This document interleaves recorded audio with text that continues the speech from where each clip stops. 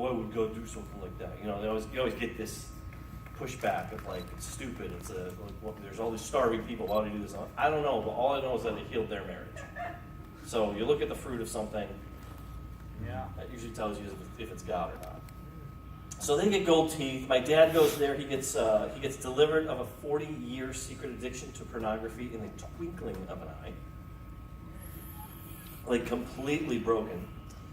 My wife gets delivered of a literal demon of fear. I watched her growling at me.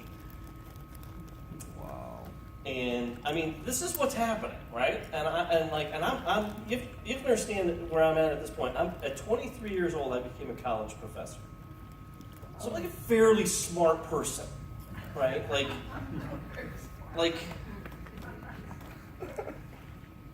this is weird to me, and I don't like do weird.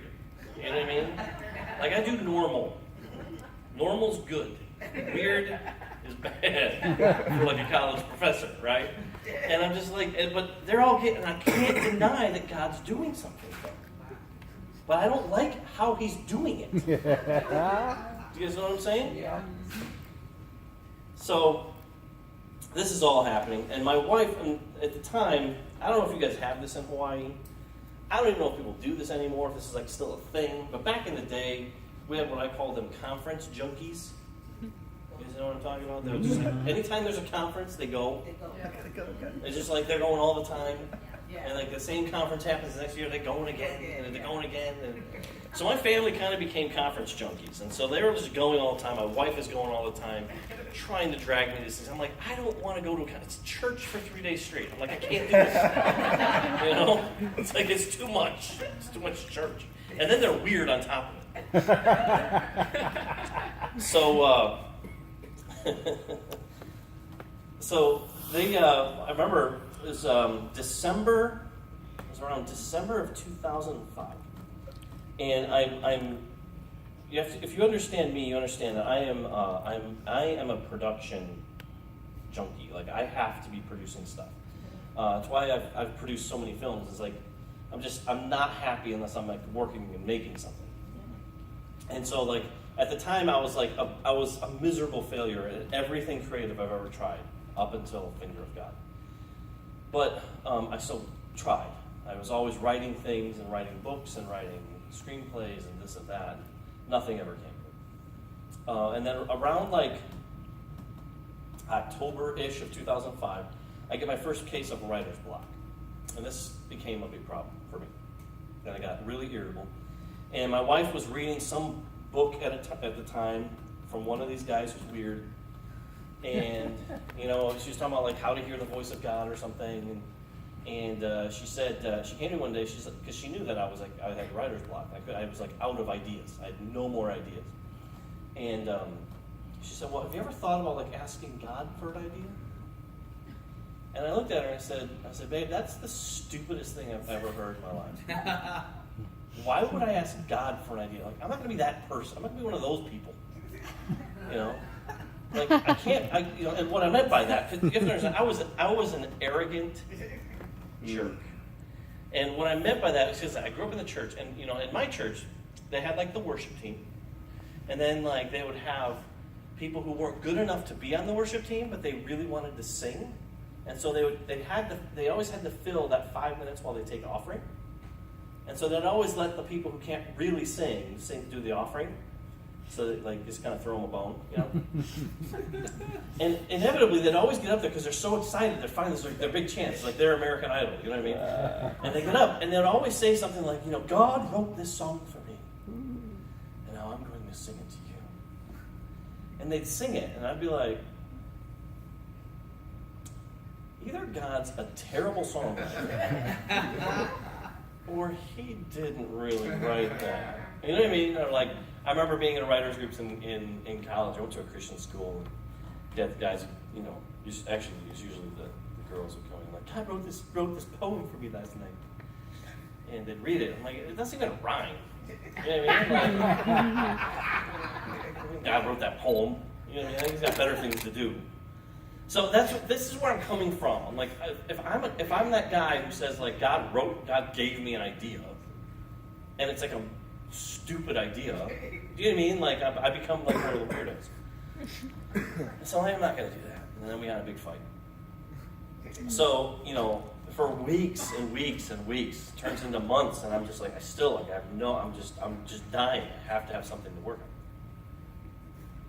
So I remember it was a cold December. We lived in Chicago. It's a cold December, 2005. My wife, I just sniped at my wife about something because I was irritable. She storms off the bed. I'm staring at the fire in our little, crummy townhome. And I just remember, I just kind of trudged up the bed. I laid down in bed, and I prayed the least religious prayer I've ever prayed in my life. I remember staring at the ceiling, and I said, God, if you have an idea, I guess I'll take it. It was literally my prayer. Wow. 5 minutes later, I am downstairs, scribbling furiously, this idea that just exploded in my brain. That was the beginning idea for Finger of God. And I remember, looking at this idea, and I remember thinking, this is actually kind of cool. But there are some serious problems with it. At the time, you have to understand, I was a writer. I was not a filmmaker. I wasn't a director. I never wanted to be a director.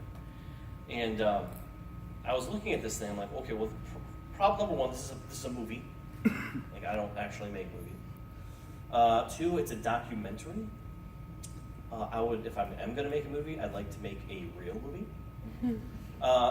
3, it's super Christian. Again, I'd like to make a real movie, right? It requires money. I don't have any. It requires me knowing people. I know no one. It requires equipment. I have none. You know what I mean? There's all these different things.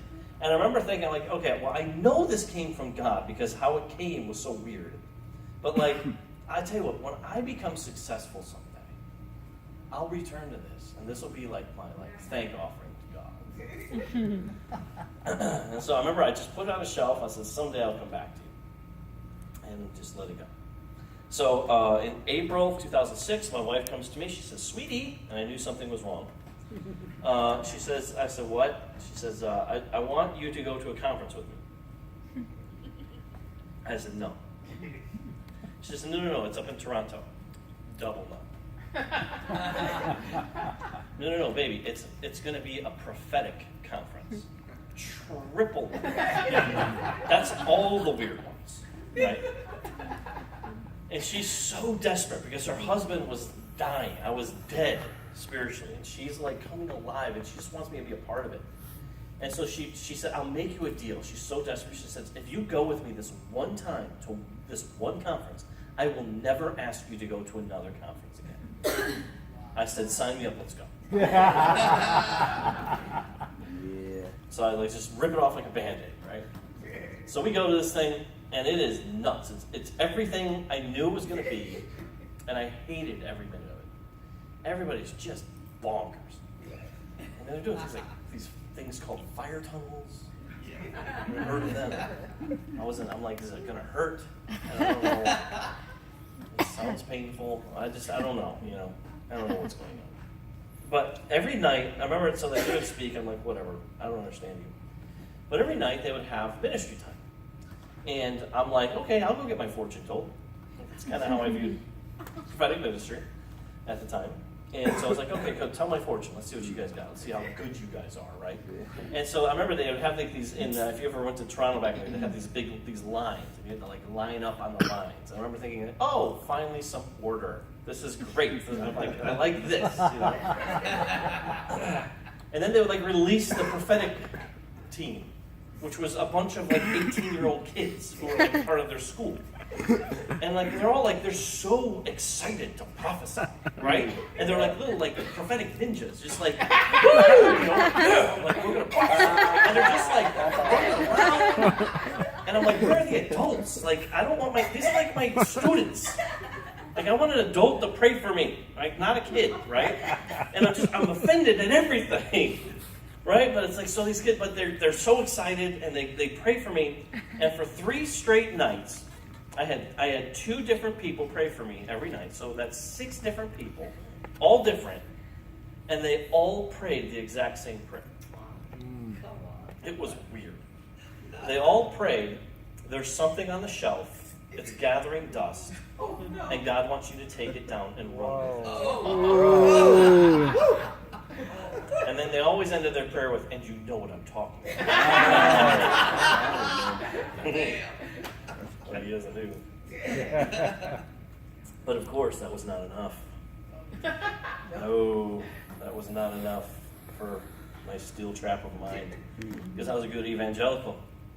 And good evangelicals always find another way to avoid having to do any call of God. And so I was just like, you know what, that's all great. 6 different people praying the same prayer. Really odd, but could happen. And so I said, I just need a little bit more confirmation. But I am definitely thinking about it. And so I remember it was the last night of the conference, and last night of like any kind of conference, especially prophetic conference, it's like the most bonkers night because everybody's like, I'm never going to see these people again. I'm just going to be who I truly am, and they're just nuts. And so everybody's just going crazy during worship, and I'm just like in the back, which is where all good skeptics live, and I was just like, I just hate this place. I want to leave so bad.